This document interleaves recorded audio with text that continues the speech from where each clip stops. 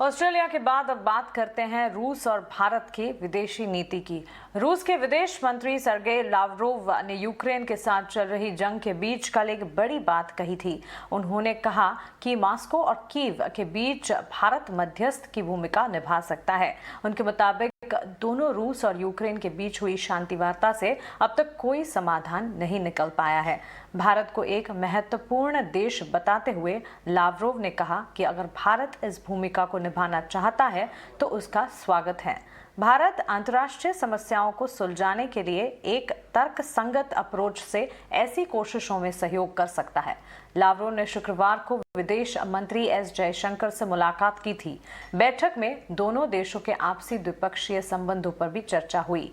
Lavrov ने Ukraine मुद्दे पर भारत के न्यूट्रल रुख की तारीफ की। उन्होंने कहा है कि भारत ने पूरे मसले को एक तरफा स्टैंड न लेकर हालात का बेहतर तरीके से आंकलन किया। रूस इसके लिए भारत की तारीफ करता है।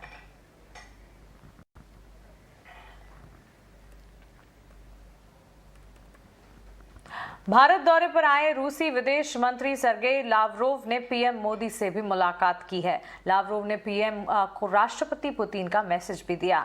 इसके साथ ही रूसी विदेश मंत्री ने पीएम मोदी को यूक्रेन के साथ चल रही शांति वार्ता और मौजूदा हालात की जानकारी भी दी।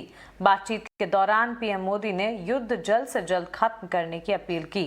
इसके साथ ही प्रधानमंत्री मोदी ने कहा कि रूस यूक्रेन शांति वार्ता में योगदान करने के लिए भारत तैयार है। Indeed, as you mentioned, this day our Western colleagues would like to reduce any meaningful international issue to the crisis in Ukraine. You know our position. We do not hide anything, and we appreciate that India is taking this situation in the entirety of facts, not just in a one-sided way. तो वहीं विदेश मंत्री S Jaishankar ने रूस के साथ मजबूत आपसी संबंधों की बात करते हुए कहा कि ये बैठक मुश्किल हालातों में हो रही है। भारत हमेशा से मतभेदों को बातचीत से सुलझाने का पक्षधर रहा है। This year is an important year in our bilateral relations as we mark the 75th anniversary of the establishment of our diplomatic relations. Despite the COVID-related difficulties, last year turned out to be a very one of intense bilateral activity that included holding the inaugural 2+2 meeting and of course the 21st annual summit. Prime Minister Modi and President Putin have been in regular touch and have spoken to each other on multiple occasions this year. Our bilateral relations has continued to grow in many areas, and we have diversified our cooperation by expanding our agenda.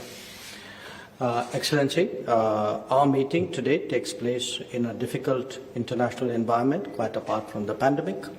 India, as you are aware, has always been in favor of resolving differences and disputes through dialogue and diplomacy.